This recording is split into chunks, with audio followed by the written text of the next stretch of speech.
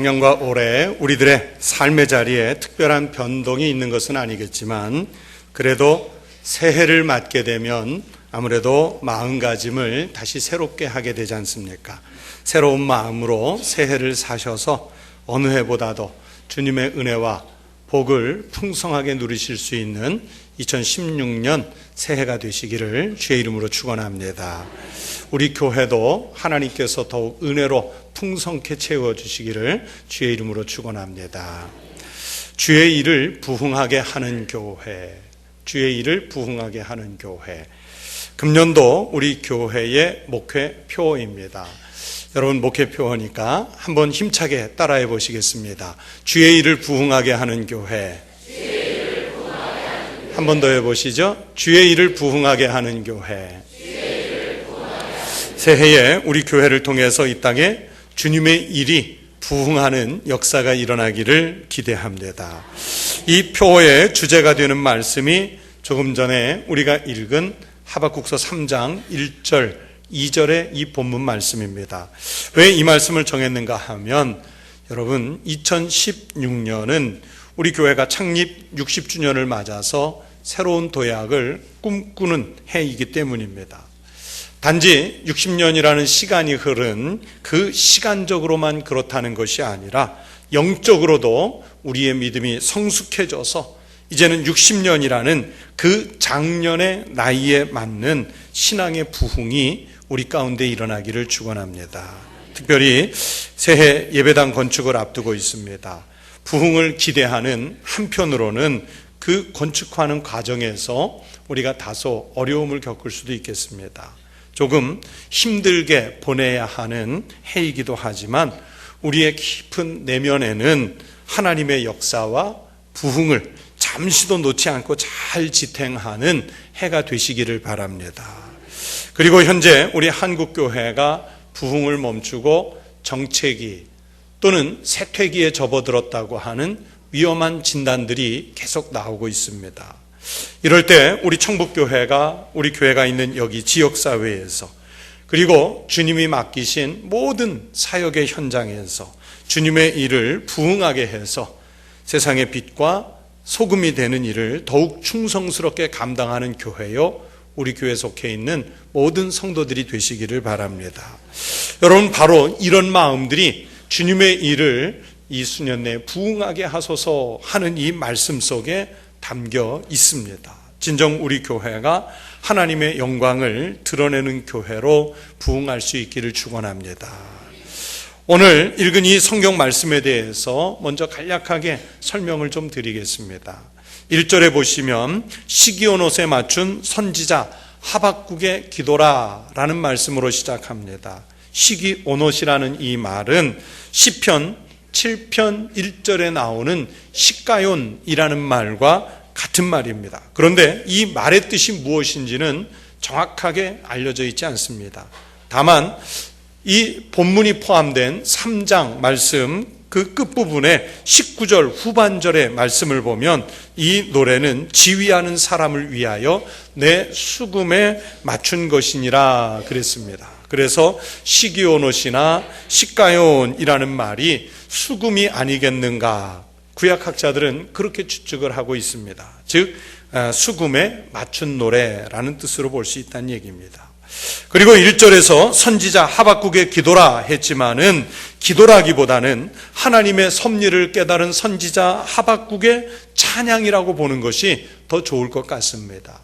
이 하박국서 3장 전체를 읽어보신 분들은 왜 이것이 기도라기보다는 찬양이라고 하는 것이 더 좋은지 그 느낌을 충분히 아실 수 있을 겁니다. 그렇게 찬양을 시작하는 하박국 선지자가 2절에서 여호와여 내가 주께 대한 소문을 듣고 놀랐나이다 하면서 자기가 놀란 사실을 밝히고 있습니다. 여러분 선지자가 왜 놀랐을까요? 여러분은 어떤 소식을 들으면 이렇게 놀랍니까? 하늘에서 벼락이 쳤다는 소식을 들으면 놀랄까요? 지진이 일어나 땅이 무너진 소식을 들으면 놀랄까요? 놀라운 복권에 당첨됐다는 소식을 들으면 놀랄까요? 혜성이 지구에 부딪힐 것이라는 소식을 들으면 우리가 놀라겠습니까? 다 놀라운 소식들입니다. 세상을 살다 보면 좋은 소식이 되었든 또는 나쁜 소식이 되었든 우리를 놀라게 하는 소식들이 끊임없이 일어나고 있습니다. 그런데 우리가 믿는 사람이라고 하면서 여러분 주님의 소식을 듣고서 놀라신 적이 있으신지요? 하나님이 사람의 모습으로 이 땅에 오셨다는 성육신의 소식, 성탄의 소식을 듣고 여러분 놀라셨습니까? 주님이 십자가에 달리셨다는 소식을 듣고 깜짝 놀라셨는지요? 그것도 다른 사람의 죄 때문이 아니라 바로 내 죄 때문에 주님께서 십자가에서 그렇게 죽으셨다는 소식에 여러분 놀란 마음을 가져보셨는지요? 우리 주님이 부활하셨다는 소식은 또 어떻습니까? 우리는 믿는 사람이라고 하면서도 사실은 이 엄청난 하나님의 역사에 대해서 별로 놀라워하지를 않습니다. 예수님께서 탄생하실 때 헤롯이나 바리새인들, 서기관들, 사두개인들, 또 궁정에서 헤롯에게 자문하던 율법학자들이나 제사장들도요, 이 땅에 왕으로서 주님이 찾아오신다는 소식을 동방박사들을 통해서 사람들의 입소문을 통해서 들었음에도 불구하고 그들은 전혀 놀라지를 않았습니다. 그런데 오늘 하박국은 주께 대한 소문을 듣고 놀랐나이다 했습니다. 주께 대한 소문, 이 말씀은 히브리어로 쉬마카라고 하는데 그대로 번역하면 당신의 소식이라는 뜻입니다. 그리고 당신이 전해주신 소식이라는 뜻이 있습니다. 그러니까 하박국 선지자는 하나님 자신에 대한 소문을 듣고 놀랐다는 것이 아니라 하나님께서 하박국 선지자에게 앞에서 무슨 이야기를 해주셨는데 그 들려주신 소식, 하나님의 말씀을 듣고 깜짝 놀랐다는 그런 의미입니다. 하박국이 깜짝 놀라도록 하나님께서 앞에서 전해주신 소식이 무엇이겠습니까? 두 가지인데요. 1장 5절부터 11절 말씀에서 하나님은 하나님의 선민이라고 키고 만장해진 유대를, 이스라엘을 바벨론이라는 나라를 일으켜서 징계하시겠다는 말씀을 주셨어요. 그리고 2장 4절부터 20절에서는 이제 아무도 손댈 수 없을 것처럼 그 당시 고대 중근동 지역에서 막강해진 그 바벨론도 결국에는 하나님의 심판을 받아서 멸망하게 될 것이라는 말씀을 들려주셨어요. 여러분, 이런 소식은요, 엄청난 뉴스입니다. 오늘날처럼 매스미디어가 발달했다고 한다면 그 당시에 유대 안에서나 국제적으로나 다 신문에 몇몇씩 할애해서 보도가 나와야 할, 또 방송국들은 특집 뉴스를 편성해서 심층 보도를 해나가면서 며칠씩 계속해서 속보를 띄워야 할 그런 놀라운 뉴스들입니다. 그래서 이 소식을 들은 하박국 선지자는 놀랐나이다 그랬어요. 여기서 놀랐다는 것은 당황했다는 뜻이 아닙니다. 심령의 깊은 곳에서부터 두려워졌다는 뜻이고, 그리고 그 소식으로 인해서 하나님을 더욱 경외하게 되었다는 뜻이 있습니다. 하박국 선지자는 하나님께서 역사에 개입하셔서 유다를 징계하시고 당시 전혀 망할 것 같지 않은 그 바벨론까지도 심판하실 것이라는 말씀을 듣고 두려워졌습니다. 그러면서 하나님에 대해서는 더욱 경외하는 마음을 갖게 됐습니다. 그러면서 그 놀란 가슴을 쓸어내리면서 이제 하나님께 호소를 합니다. 여호와여, 주는 주의 일을 이 수년 내에 부응하게 하옵소서. 이 수년 내에 나타내시옵소서. 심판을 피할 수 없으면 받겠습니다. 하나님께서 매를 때리시면 그 매를 맞겠습니다. 그런데 주님, 그 징계를 빨리 끝내주시고 다시 살려주십시오. 소생시켜 주십시오. 죽었던 것에서 깨어나게 해주십시오. 그렇게 외치면서 간곡하게 주님께 호소하는 말씀입니다. 수년 내에 부응하게 하옵소서, 수년 내에 나타내시옵소서 하는 이 말씀 속에는 정말 간절하고 절박한 마음이 담겨 있습니다. 하나님께서 역사를 크게 이끌어 가시는 그 하나님의 놀라운 섭리에 대한 하박국 선지자의 신앙 고백이 담겨 있습니다. 이제 우리 청북교회가 창립 60주년을 맞으면서 바로 이런 간절하고 절박한 마음이 있어야 할 것입니다.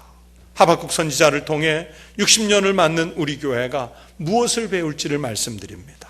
첫째, 하나님을 경외하고 두려워하는 마음이 있어야 할 줄로 믿습니다.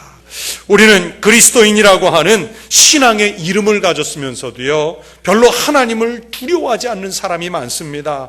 하나님은 우리에게 생명을 주시기 위해서 독생자까지도 아낌없이 보내주실 수 있는 사랑과 자비와 긍휼의 하나님이시지만, 그러나 또 한편으로 하나님은 우리들의 죄악에 대해서는 단호하게 심판하시는 분이시라는 것을 우리가 잊어서는 안 됩니다. 우리가 살다 보면요, 세상에서 잘못을 범할 수 있습니다. 어떻게 우리가 완벽한 의인으로 살 수 있겠습니까? 잘못할 수 있습니다. 그러나 그 잘못을 깨닫고 빨리 회개할 수 있어야 합니다. 사람들은 나의 죄를 다 모를 수 있습니다. 어떤 검사도, 어떤 판사도 사람들의 속마음까지 어떻게 다 읽을 수 있겠습니까? 그러나 하나님은 아십니다. 우리는 하나님의 공의와 정의를 믿는 사람들입니다. 그래서 하나님을 경외하고 두려워해야 합니다. 하나님을 경외하고 두려워하면 하지 말아야 할 일들에서 벗어나야 하지 않겠습니까? 빨리 회개해야 합니다. 성경 말씀대로 빛의 갑옷을 입고 낮에와 같이 행해야 됩니다. 어둠에서 벗어나야 됩니다. 우리 개인의 심령 속에 있는 죄악, 우리 교회 공동체가 가졌던 과거의 어두운 면들, 우리 사회와 나라가 가진 죄악들에 대해서 여러분 누가 회개하겠습니까? 우리 믿는 사람들이 하나님을 경외하고 두려워하는 마음을 가지고 십자가를 지고 주님 앞에 나아가서 회개해야 하는 것입니다. 그것이 하나님을 경외하고 두려워하는 사람들의 신앙의 모습입니다. 또 두 번째는 부흥에 대한 간절한 마음을 품어야 합니다. 여러분, 교회의 부흥은 우리 각 성도들이 품은 신앙의 열정에서부터 시작이 됩니다. 우리 한국교회 부흥은 다른 곳이 아니라 바로 우리 청북교회에서부터 시작이 됩니다. 여러분, 나 한 사람을 돌아보세요. 나 한 사람은 작고 미약한 것 같아요. 세상에 별로 이름도 알려진 사람이 아니에요. 그러나 작고 미약하지만 그 한 사람의 변화가 바로 가정을 이끌고 교회를 새롭게 하고 이 사회와 나라를 바꾸는 위대한 시작이 되는 줄로 믿습니다. 우리는 부흥을 꿈꾸면서 그 부흥에 대한 간절한 마음을 품어야 합니다. 최근 미국의 릭 위터 목사님이라는 분이 교회를 진단한 글이 화제가 되고 있습니다. 우리 교회와 성도들의 심령이 죽어가고 있는지 살아있는지 분별해 볼 수 있는 6가지 예후, 즉 6가지 증세라는 글입니다. 여러분, 제가 이 6가지를 말씀드릴 테니까 들어보시고 여러분도 한번 자신의 신앙을, 그리고 우리 교회 공동체의 신앙을 한번 진단해 보시기 바랍니다. 첫 번째, 미래보다 과거에 대한 말을 더 많이 할 때 교회는 죽는다 그랬습니다. 영광스러운 과거의 날들을 되살리는 것도 물론 흥미롭고 가치가 있습니다. 그러나 자꾸만 영광스러웠던 과거에 대한 이야기를 더 많이 하는 것은 미래에 교회가 어떤 사역을 할지에 대해서는 전혀 도움이 안 되지 않는다고 진단을 했습니다. 제가 언젠가 금요기도에 오신 성도들에게 설교하면서 이런 말씀을 드렸던 적이 있습니다. 여러분, 우리 보면은 가끔 옛날에 자기 집안 얘기해요. 옛날에 자기가 얼마나 대단했었는지를 얘기하는 사람들이 있어요. 왕년에, 그렇죠? 왕년에 한 가닥 안 하던 사람들이 있습니까? 왕년에 우리 집안 잘 안 나가던 때가 있었습니까? 근데 자꾸만 그 옛날 왕년을 이야기하는 분들이 있는데, 제가 설교 중에 그랬어요. 왕년에 찾는 사람하고 친구하지 맙시다. 그렇죠? 교회가 그래요. 과거에 영광스러웠던 날들에 관심이 있는 것이 아니라 미래에 대한 이야기를 할 때, 그래야 그 교회가 살아있는 교회가 된다. 또 두 번째, 사람들을 더 얻으려 하기보다는 현상 유지에 힘을 쓸 때 죽는다고 했습니다. 여러분 보세요. 같이 신앙생활하던 사람들 중에 사람들이 먼 곳으로 이사를 갑니다. 또는 시험에 들어서 교회를 떠나기도 합니다. 때로는 나이가 들어서, 때로는 병이 들어서 죽어 우리 곁을 떠나기도 합니다. 언제까지나 처음 사람들이 함께 하지는 못합니다. 그럴 수가 없습니다. 그래서 새로운 영혼들을 구원하는 일이 더 커져야 하고 여기에 힘을 써야 합니다. 우리 청북교회가 영혼 살리는 일에 더 많은 관심을 쓸 수 있는, 힘을 쓸 수 있는 그런 은혜가 있으시기를 바랍니다. 또 세 번째는요, 전도와 아웃리치라고 그랬는데 우리 청년들이 여름이 되면 아웃리치라는 말을 많이 쓰죠. 이웃을 위한 섬김과 봉사라는 말입니다. 즉 전도와 아웃리치, 선교와 복음을 전하는 광고를 위한 예산을 줄일 때, 만약에 교회의 재정이 교회를 유지하는 데만 쓰이고 복음 확장을 위해서 쓰이지 않으면 교회는 죽게 되고, 그것이 쓰이면 교회는 살고 성도들의 심령이 살아난다 진단했습니다. 우리는 부흥과 성장이 중요하다고 말은 하지만 그 중요한 것에 대해서 자원으로 뒷받침하지 않으면 결국에는 죽게 됩니다. 영혼 구원에 대한 투자를 멈추면 죽습니다. 릭 위터 목사님은 이 대목에서 진짜 대적은 마귀 자체가 아니다, 교회 안에서 안주하는 태도다 그랬습니다.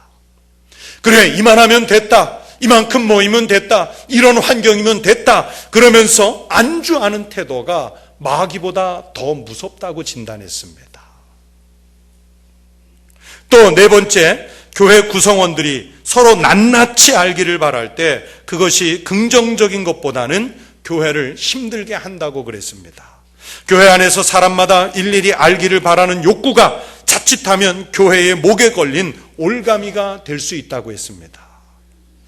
우리도 가끔 교회 안에서 보면 오랫동안 같이 성장해 오신 분들이 말하기를 어느 집 숟가락 몇 개인지까지 내가 안다, 그 이야기를 할 때가 있어요.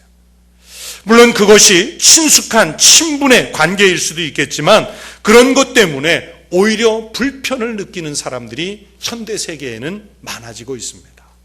한 사람이 수십 명을 알려고 하지만 사실 그 모든 사람과 관계를 잘 유지해내기가 쉽지가 않습니다. 그래서 릭 위터 목사님은 현대가 될수록 사람과의 관계보다 더 집중해야 되는 것은 하나님과의 관계라는 것입니다. 맞습니다. 여러분, 하나님과의 관계가 잘 돼야, 그래야 믿음의 안 공동체가 잘 될 수가 있습니다. 살아남을 수가 있습니다. 여러분은 어떻습니까? 사람과의 관계에 신경을 쓰십니까? 하나님과의 관계에 신경을 쓰십니까? 물론 다 잘 되면 좋겠지만 그러나 우리의 우선순위의 관심은 하나님과의 관계여야 할 줄로 믿습니다. 또 다섯 번째, 교회가 한 세대 중심일 때 죽어간다고 진단을 합니다. 예를 들어서 중장년층, 나이든 세대에만 초점을 맞추면 교회는 결국에 어려워집니다. 어린이, 청소년, 청년들에게 투자를 아끼지 않아야 한다는 말입니다. 우리는 어린이, 청소년, 청년은 교회의 미래라는 말을 아주 쉽게 합니다. 그러면서 그 미래라고 하는 그들에게 투자를 하지 않는 경우가 많습니다. 투자받지 못한 그들이 미래가 됐을 때 그들은 죽은 성도가 되고 그들은 죽은 공동체가 될 것입니다. 또 여섯 번째, 새 지도자 훈련을 하지 않는 교회도 죽는다 했습니다. 교회에서 직분을 받거나 한 단체의 리더가 되면 이제는 더 훈련을 받지 않아도 된다고 생각합니다. 내가 이 교회를 오래 다녔기 때문에 다 안다고 생각합니다. 그래서 훈련 받는 일에서 손을 뗍니다. 그러나 그렇지 않습니다. 사실은 지도자가 되면 더 많이, 더 심하게 훈련을 받아야 됩니다. 목사가 되고 장로님, 집사님, 권사님이 되고 부장이나 대장이 되고 한 기관의 회장이 되고 하면 예배에 대해서, 경건 생활에 대해서, 기도와 봉사에 대해서 사실은 더 심하게 훈련을 받아야 합니다. 그런데 우리 현실은 어떻습니까? 내가 신앙생활한 연수가 기니까, 내가 이제 이만한 직분의 위치에 올랐으니까 더 이상 훈련받는 일에 소홀해지는 게 우리의 현실이지 않습니까? 여러분, 살고 죽는 일이 여기에 있습니다. 신앙의 연륜이 깊어질수록, 내 직분이 높아질수록 오히려 하나님의 말씀을 배우는 일에 더 열심을 내야, 그래야 그 교회가 사는 교회가 될 수 있습니다. 성도 여러분, 이런 진단이 우리와 무관한 저 미국 교회의 모습이라고만 보지 마십시오. 이제 우리 앞에 다가온 우리의 문제입니다. 하나님의 선민이라고 자부했던 유대를 바벨론으로 징계하시겠다고 하는 하나님의 경고, 그 막강한 바벨론도 곧 심판하실 것이라는 하나님의 말씀에 하박국 선지자가 깜짝 놀랐습니다. 그러나 놀랐다고 해서 놀란 것으로 끝나지 않았습니다. 주님의 일을, 주님의 역사를, 주님께서 이루시는 이 부흥의 은혜를 수년 내에 이루어 주시고 나타내 달라고 간절히 기도를 하지 않습니까? 여러분, 우리가 그래야 할 줄로 믿습니다. 여러분, 그냥 흐르는 세월에 시간을 맡겨놓고 보십시오. 2015년이나 2016년이 별반 다를 게 뭐가 있습니까? 똑같은 날들인데. 지나온 59년의 세월이나 60주년을 맞은 이 해나 여러분 별반 다를 게 무엇이 있습니까? 똑같은 해의 반복인데. 그러나 그렇게 똑같다고 생각해서 아무런 대비 없이 맞았다가는 우리는 역사 속에서 흔적도 없이 포말로 부서져 사라져버리고 말 것입니다. 하나님께서 하나님의 역사를 이 땅에 이루시는 일에 우리 교회가 쓰임을 받고 우리 성도들 한 사람 한 사람이 귀하게 쓰임을 받으실 수 있기를 주의 이름으로 축원합니다. 주의 일을 부흥케 하는 일에 다른 사람이 쓰임을 받는 것이 아니라 오늘 이 자리에서 하나님의 말씀을 듣고 이 말씀을 읽고 다짐하는 우리 성도들이 쓰임 받으시고 우리 청북교회가 그렇게 쓰임 받으실 수 있게 되기를 주의 이름으로 축원합니다.